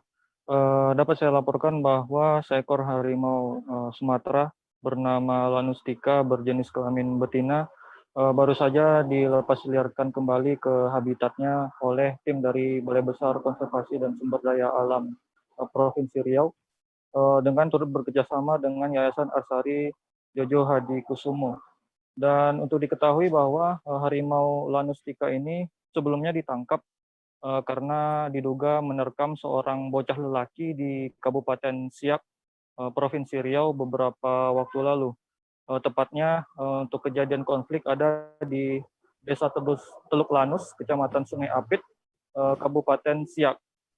Dan penangkapan harimau Lanustika ini sendiri menggunakan box trap atau kandang jebak, dan prosesnya memakan waktu sekitar 8 hari ketika itu. Dan akhirnya harimau Lanustika ini dapat ditangkap dan dievakuasi oleh tim pada tanggal 8 September 2021 yang lalu sekitar pukul 18.30 waktu Indonesia Barat. Dan setelah berhasil ditangkap, kemudian harimau ini dievakuasi atau dibawa ke Pusat Rehabilitasi Harimau Sumatera Dharmasraya di daerah Sumatera Barat untuk dilakukan observasi dan juga pengobatan. Ketika itu fisik harimau sendiri terbilang sehat, dan saat dimasukkan ke dalam kandang karantina di daerah Dharmasraya tersebut, tim memberikan makan berupa daging segar, dan berdasarkan penilaian dari tim bahwa agresivitas dari harimau ini masih sangat tinggi dan sifat alam liarnya masih terjaga. Namun salah satu bagian dari kaki harimau ini mengalami luka hingga membengkak dan terdapat miasis atau belatung. Dan luka ini ketika itu sudah masuk ke dalam tahap pembusukan. Dan pada tanggal 13 September 2021, akhirnya harimau Lanustica setelah menjalani masa pengobatan dan observasi dinyatakan sehat dan sembuh dengan body condition score ideal dan serta dinyatakan layak untuk dilepas liarkan dengan perkembangan berat badan menjadi 108 kg dan panjang 203 cm yang dari berat awal hanya sekitar 85,2 kg dan panjang hanya 145 cm. Dan proses pelepas liaran sendiri menempuh perjalanan kurang lebih 15 jam ke salah satu titik daerah konservasi yang ada di Provinsi Riau. Dan proses pelepas liaran Lanustica sendiri dapat dilaksanakan dengan lancar dan sukses. Sementara itu, pelepas liaran harimau Lanustica ini sudah mengacu pada surat edaran Dirjen KSDAE nomor 8 /KSDAE /KKH KSA _2 _5 _2020 tentang petunjuk teknis pelepas liaran satwa liar di masa pandemi COVID. Dan pelepas liaran ini juga menjadi bukti kepemimpinan dengan contoh atau leading by example yang diusung dari G20 Presiden Indonesia. Dan melalui aksi-aksi ini, Indonesia dapat menunjukkan bahwa Indonesia bisa menyelamatkan biodiversitas atau keanekaragaman hayati yang menjadi salah satu isu bidang lingkungan hidup dan perubahan iklim yang dibahas dalam pertemuan G20. Dan dengan pelepas liaran ini diharapkan harimau Sumatera yang termasuk juga satwa dilindungi dan secara red list IUCN masuk ke dalam critically endangered dapat berkembang dengan baik. Begitu, Firda. Baik, terima kasih rekan jurnalis dari Tribun Pekanbaru, Rizky Armanda atas laporannya. Selamat bertugas kembali. Dan Tribuners, tadi jurnalis kami juga sudah menghimpun keterangan dari Andri Hansen Siregar, PLH Kepala BPKSDA Riau. Berikut liputannya untuk Anda. Bisa dijelaskan Bang bagaimana proses pelepas liaran ini? Ya, tanggal 26 Maret, Sabtu, 2 hari yang lalu, di Balai Besar KSDA Riau yang dipimpin oleh Ibu PLT Kepala Balai Besar KSDA Riau telah berhasil melepas liarkan harimau Sumatera yang kita beri nama Lanustica. Prosesi lepas liaran berjalan lancar dan tanpa ada hambatan. Bang, sebelum dilepas liarkan, apa riwayat dari harimau Lanustica ini, Bang? Ya, Lanustica ini bagaimana kita ketahui adalah yang kita duga satwa liar konflik dengan manusia, itu tepatnya di kampung Teluk Lanus, Kabupaten Siak. Ya, korban manusia ya saat itu jadi korban dalam keadaan tewas. Kemudian kejadiannya di tanggal 29 Agustus tahun 2021 yang lalu. Lalu tim rescue dari Besar KSDA Riau mulai tanggal 30 Agustus hingga akhirnya di tanggal 8 September harimau tersebut berhasil kita evakuasi. Tim Balai Besar KSDA Riau didukung juga dengan tim medis dari Yayasan Asyari Jaya Kusuma. Kemudian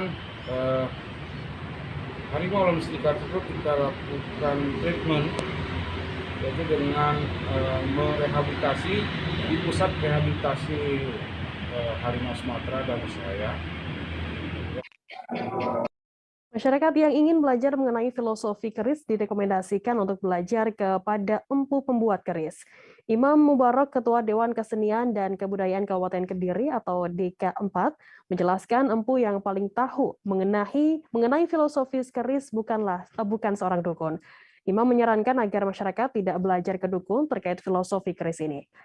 Pasalnya dikhawatirkan akan terjadi penyalahgunaan nantinya.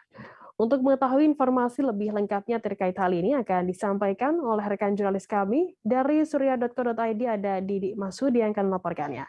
Silakan rekan Didi, laporan Anda. Terima kasih, selamat sore. Jadi penggemar keris dan tosan aji di Kediri telah menggelar pameran dan sarasehan. Di antaranya dalam poin-poin sarasehan tadi disampaikan bahwa masyarakat atau pecinta keris atau anak-anak muda yang ingin belajar tentang keris disarankan untuk belajar kepada empu. Empu ini adalah profesi pembuat keris yang sudah ada sejak zaman dahulu di Indonesia. Nah, para pencinta keris ini menyarankan untuk belajar keris ini jangan kepada dukun, karena kalau belajar kepada dukun akan banyak penafsiran yang berbeda. Karena keris ini dibuat oleh empu, sehingga kalau ingin belajar keris, belajarlah kepada empu pembuat keris. Nah, soal keris sendiri ini memang penuh makna filosofis seperti disampaikan oleh Imam Mubarak, Ketua Dewan Kesenian dan Kebudayaan Kabupaten Kediri, yang menyampaikan kalau mewanti-wanti kepada generasi muda agar kalau ingin belajar keris, belajarlah kepada empu, bukan kepada dukun yang akan berbau klinik. Nah, Imam menyebutkan bahwa keris ini memang punya filosofis. Jadi keris ini kalau menurut disampaikan saudara Imam ini, bahwa keris ini punya falsafah berakhir dengan kepasrahan. Dan di keris ini ada pamor-pamor yang membedakan setiap keris yang satu dengan yang lainnya. Dan pamor inilah yang menjadi ciri khas dari seorang empu dalam membuat keris. Nah, salah satunya ini beberapa filosofis yang terkandung dalam keris disampaikan oleh Imam Mubarak, bahwa keris itu kan punya luk itu bengkokan-bengkokan yang ada di keris. Ya, kalau ada luk 3 itu memaknai bahwa itu sebagai pengharapan atau cita-cita dan juga yang sebagainya. Jadi memang luk keris itu punya makna yang berbeda-beda. Katakanlah luk 1 yaitu keesaan Tuhan. Dalam kesempatan ini juga ada salah seorang penggemar keris yang juga anggota DPRD Kabupaten Kediri, Kusnul Arif, yang menyebutkan bahwa keris merupakan salah satu peninggalan leluhur yang patut dilestarikan oleh anak-anak muda. Diharapkan anak-anak muda ini ikut nguri-nguri atau ikut berpartisipasi dalam pelestarian keris. Karena keris ini sebagai salah satu peninggalan budaya Indonesia yang sudah dicatatkan di UNESCO, yang merupakan salah satu keunggulan peninggalan non-benda. Pada kesempatan ini juga dihadirkan salah seorang empu pembuat keris, yakni Empu Aji Guno Anom. Empu Aji Guno Anom ini merupakan keturunan ke-17 dari leluhur yang pernah dipercaya oleh Pangeran Diponegoro membuatkan persenjataannya saat melawan Belanda. Nah, Empu Guno Anom ini dikenal, keluarga Empu Guno Anom ini dikenal merupakan salah satu pembuat keris mageti. Keris mageti ini bermakna merupakan dari pembuatan keris yang berasal dari Magetan. Nah, karena yang membuat orang Magetan, kemudian di kemudian hari lebih dikenal sebagai mageti, keris mageti. Nah, Ki Guno Anom ini juga menyampaikan harapannya kepada anak-anak muda, kepada generasi muda untuk untuk belajar keris sehingga kebudayaan ini bisa lestari sampai akhir zaman. Demikian. Baik, terima kasih rekan jurnalis dari surya.co.id Didi Masudi atas laporannya. Selamat bertugas kembali. Tribuners Selamat akan sore. kami tampilkan wawancara dari Imam Mubarak, Ketua Dewan Kesenian dan Kebudayaan Kabupaten Kediri. Kemudian ada lagi wawancara dari Husnul Arif, anggota Dewan dan juga penggemar keris. Kemudian ada pembuat keris Mageti bernama Empu Aji Gunoano. Berikut liputannya untuk Anda. Warisan non benda. Jadi artinya bahwa makna filosofi dalam keris itu penting. Jadi kalau hanya dukun belajar ke dukun itu nyun sewu itu malah menyalahi dari keris sendiri. Karena keris berawal dari falsafah berakhir dengan kepasrahan. Sedangkan pamor itu adalah bahasa empu. Empulah yang tahu. Kalau belajar keris jangan kepada dukun, ke empu gitu loh. Emang bener. Jadi apa? Artinya bahwa pesan-pesan yang tersampaikan dalam keris itu akan memberikan pegangan dalam kehidupan. Misalnya ada lot 3, jangkung disebut adalah keris sebuah untuk pengharapan, untuk cita-cita. Ada lagi keris jangkung segoro winotan. Segoro itu laut, winotan itu jembatan. Bagaimana kita menjangkau harapan kita seperti halnya membangun jembatan di atas laut. Itu kan suatu keniscayaan bahwa tapi bisa. Bagaimana Hanuman ketika membantu menyelamatkan Dewi Sinta, dia juga membangun jembatan di atas laut. Warisan leluhur, budaya leluhur yang patut kemudian kita jaga, kita lestarikan. Jadi supaya generasi muda ini juga tidak salah tafsir bahwa tadi disampaikan bahwa ada yang mungkin berpikir keris ini adalah bisnis, keris ini adalah musrik dan semua.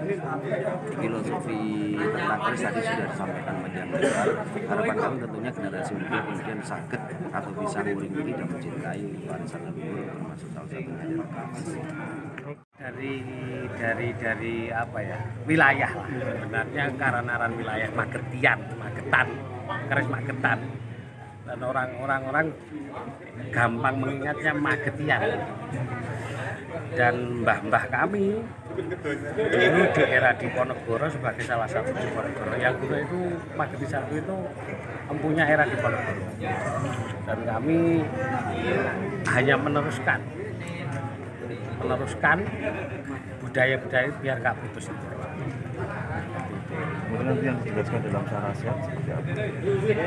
Ya mungkin nanti kita jelaskan di sisi trahnya aja. Misalnya, keris Mageti itu apa sih? Ke arah kemana sih? Itu nanti kita jelaskan di sini. Mungkin bisa jelaskan apa keistimewaan-istimewanya, Mas? Mungkin setelah Mbah Guno, setelah Diponegoro kita ke arah tasawuf. Jadi pusaka untuk pikukuh ajaran, arahnya ke situ. Walaupun tetap berseni budaya, walaupun tetap nguri-nguri budaya leluhur seperti itu. Jadi syarasiat Sekarang bagaimana melihat generasi muda terhadap keris, Mas? Melihatnya gimana mereka? Insya Allah kalau dari sisi pemerintah mau dan selalu, bahasa Tresno jalaran kulino lah, seperti itu.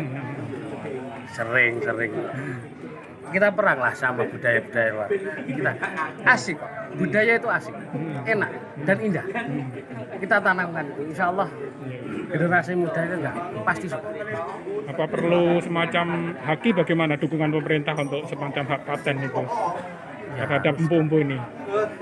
Sebenarnya harus diakui juga.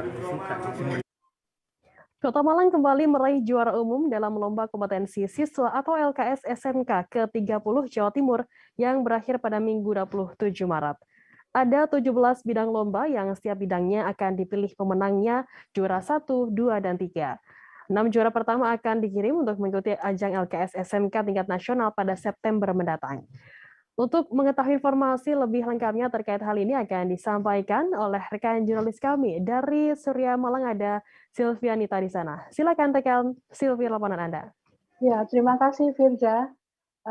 Kemarin dilakukan tasyakuran atas kemenangan Kota Malang karena berhasil mempertahankan sebagai juara umum dalam lomba kompetensi siswa SMK di tingkat Jawa Timur yang berakhir pada Minggu 27 Maret 2022.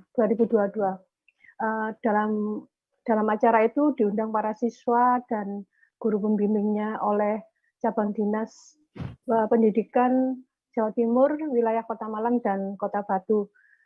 Emma Sumiarti, Kepala Cabdin, mengatakan bahwa persaingan di LKS tingkat Jatim cukup ketat karena dari perolehan medali yang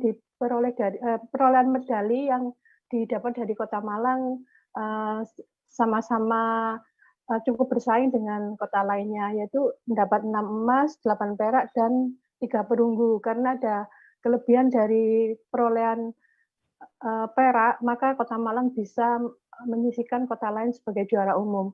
Dan ia melihat ini menandakan bahwa dari kota-kota lain menunjukkan bahwa ada perataan pendidikan di SMK-SMK lainnya, sehingga Kota Malang tidak bisa berdiam diri dan harus selalu melakukan perubahan atau treatment mendatang agar bisa mempertahankan prestasinya. Saya juga wawancarai dengan siswa Ahmad Nuril Zamzam, siswa kelas 12 SMK PGRI 3 yang meraih medali emas dari bidang lomba auto body repair.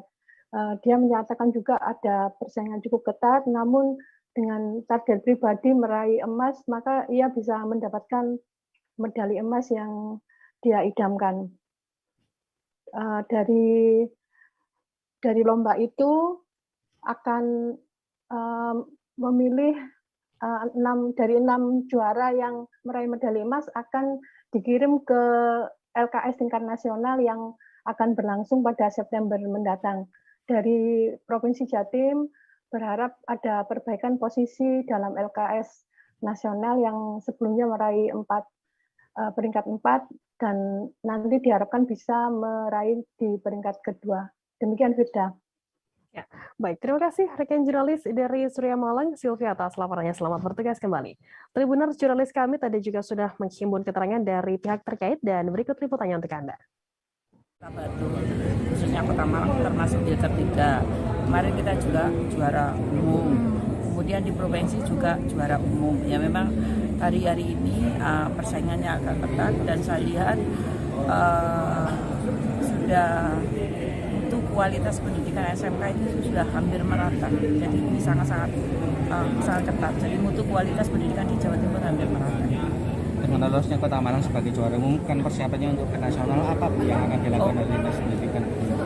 Kalau kita itu kan nanti memang di provinsi, tetapi kita mensupport dari Kota Malang, kita pendampingan, kita mendatangkan trainer ya dari yang bisa mendampingi siswa-siswa bisa dapat mendulang emas di tingkat nasional.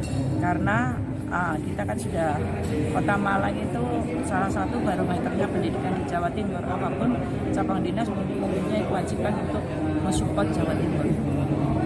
Kemarin nama saya Ahmad Nuril Zamzam, kelas 12 dari SMK PGRI 3 Malang. Oh ya, untuk bidang lombanya untuk apa? Bidang lomba saya ikut auto body repair yang berada di Mojokerto. Juara 1 ya? Alhamdulillah juara 1. Terus sama yang satunya ini? Ini beasiswa dari sekolah, khusus dari anak-anak yang juara. Oke.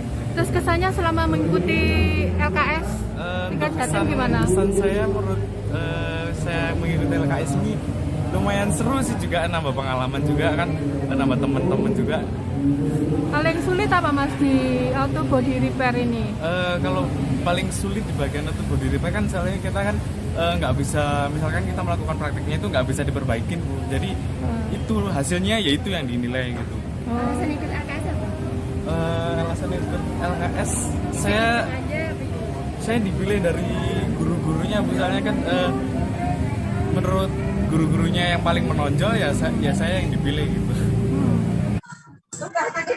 Basketball Kota Banjarmasin sukses meraih gelar juara umum di ajang Festival Olahraga Masyarakat Daerah atau Forda Kormi Kalsel 2022. Tim Kota Banjarmasin berhasil menyapu bersih medali emas dalam 4 kategori yang dipertandingkan di lapangan SKB Mula Warman, Banjarmasin pada 25 hingga 27 Maret. Kepiawaian para perwakilan Kota Banjarmasin dalam memukul bola ditunjukkan dalam ajang kali ini. Bahkan mereka pun mampu menyingkirkan 4 tim peserta lainnya yang berasal dari Banjarbaru, Banjar, Barito Kuala, dan Tanah Bumbu. Untuk mengetahui informasi lebih lengkapnya terkait hal ini akan disampaikan oleh rekan jurnalis kami dari Banjarmasin Post, ada Amirul Yusuf yang akan melaporkannya. Silakan rekan Amirul, laporan Anda. Ya, terima kasih Firda. Baru saja telah dihelat kejuaraan Gateball di ajang Porda Kalimantan Selatan. Olahraga ini merupakan satu dari 44 cabang olahraga yang dipertandingkan. Bahkan di cabang olahraga ini masih tergolong baru ya di Kalimantan Selatan, karena itu baru 5 dari 13 kabupaten yang unjuk gigi di ajang kali ini. Cara bermain untuk Gateball sendiri masih tergolong cukup mudah ya, bisa dimainkan secara satu orang maupun berkelompok. Peralatannya juga cukup simpel ya, menggunakan bola dan menggunakan alat stick seperti pemukul gitu. Untuk kejuaraan kali ini dimenangkan oleh Kota Banjarmasin yang berhasil memenangkan 4 kategori yang dipertandingkan, yaitu kategori single, 1 pemain, double, 2 pemain, triple, 3 pemain, dan kelompok yang beranggotakan 5 pemain. Kemudian hasil dari ajang ini akan mewakili Kalimantan Selatan di ajang nasional, yaitu Pornas atau yang disebut dengan Festival Olahraga Masyarakat Nasional, dan Kejurnas. Bedanya Kejurnas dan Pornas ini yaitu adalah kelompok usia yang dipertandingkan. Untuk Kejurnas nanti yang dipertandingkan adalah usia dari 20 hingga 50 tahun. Sedangkan untuk Pornas akan dihelat yang merupakan perwakilan di atas 50 tahun dan di bawah 20 tahun. Untuk Gateball Kalimantan Selatan sendiri sudah cukup memiliki nama di tingkat nasional. Bahkan di Prapon kemarin sudah lolos kalau seandainya Gateball dipertandingkan di Papua. Namun sayang Papua tidak mempertandingkan itu. Untuk target sendiri, Gateball Kalsel optimis bisa meraih setidaknya 2 medali emas di yang Kejurnas maupun Pornas nanti. Demikian Firda. Baik, terima kasih rekan jurnalis dari Banjarmasin Post Amirul Yusuf atas laporannya. Selamat bertugas kembali. Tribuners, informasi tadi sekaligus menutup perjumpaan kita dalam live update hari ini. Jangan lupa saksikan terus live update di seluruh kanal YouTube dan Facebook Tribun Network. Saya Firda Ananda, wakil kru petugas pamit undur diri. Terima kasih dan sampai jumpa.